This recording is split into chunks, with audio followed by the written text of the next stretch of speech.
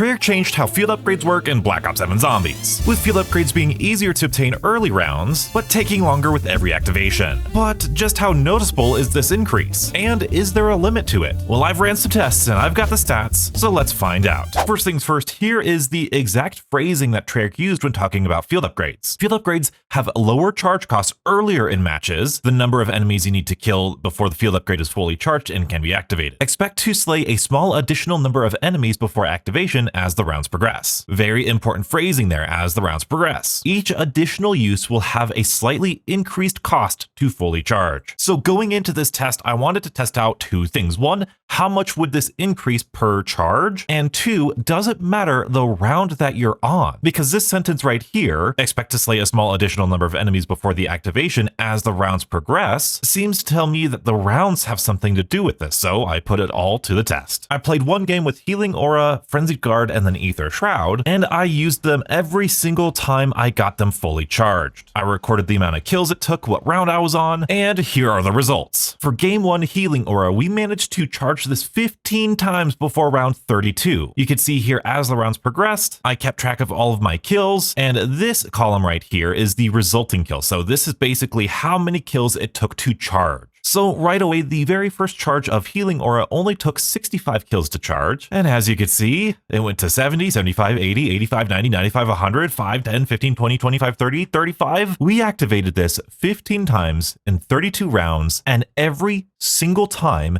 this charge increased. I'm not gonna lie, that's pretty insane. A little ray of hope here is that I believe by default in Black Ops 6 Zombies, Healing Aura is like 100 to 120 kills to charge. Plus, we're gonna have augments that reduce this, Infiltrate and Speed Cola. Plus, we have the full power-up drops. But let's not cope anymore and move on to game number 2, where we managed to activate Frenzied Guard 17 times before round 33, and we start at 50 kills, so a little bit cheaper than Healing Aura, which is really cool. But then, as we can see, 55 turns into all of these, and we are getting an increase of 5 kills for every single activation. Again, 17 activations going all the way up to 130 kills. And spoiler alert, this is as many activations as I got in this test. And moving on to Aether Shroud, the base kills was 60 kills to charge, which is a little bit less than Healing Aura, a little bit more than Frenzied Guard. And just like all the other ones, this increases by 5 kills with every single activation. Again,